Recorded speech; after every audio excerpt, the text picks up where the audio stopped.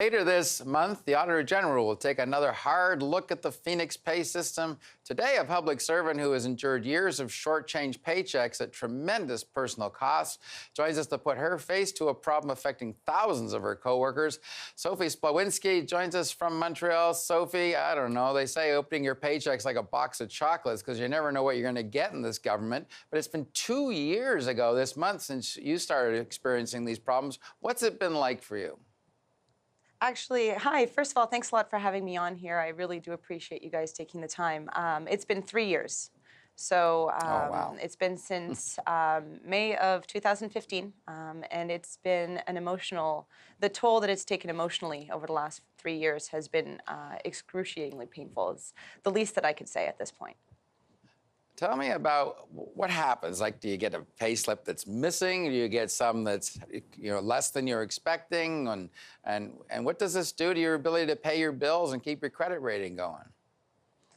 Well, to be honest with you, it started with a multitude of different things. I went on mat leave in May of 2015, and over that period of time, I had 2 months of time where I didn't receive any pay whatsoever for my parental leave. And then after the fact, when I came back to work after my mat leave had finished, it took 2.5 months for me to receive a paycheck that had any money whatsoever on it. So for 2.5 months, I had pay stubs that were coming through that just basically had zeros on them for that entire period of time. And thereafter, I received my pay, but it wasn't at the proper rate, which continued on for the next 10 months after that. So by the end of the time when May 2016 rolled around in May 2017, I was actually making about 60% of what I should have been making at that time. So the toll that took, being the primary breadwinner at home, I had to decide at the end whether or not to pay my bills or to be able to put food on my family's table. So let's just say that on side of credits, it was really bad. Right, because the banks don't, the credit card companies don't accept you're having payroll difficulties as an excuse not to pay your credit card. So have you lost credit cards? Have you suffered a loss of your credit rating? What's gone on that front? So I did lose one credit card. I had to ask actually my parents for financial assistance, which at the age of 30, after they raised you, it's somewhat hard to go and ask them for help. So I only actually had defaulted on credit cards, but I did have one taken away. And I was told that it would take 7 years to rebuild my credit because the bank essentially saw me as a high-risk person at that point, and I had been building my credit for 15 years. So my mortgage was in my name, my car's in my name. I had never had problems with credit, and it only took 1 year of financial difficulty, which was outside of my control, that essentially had that all come down. But Sophie, we're getting close to mid-2018, and we keep getting told by cabinet ministers that the system's getting better, the fix is in, there's help for those in hardship cases. Are they not being quite candid with us on those fronts?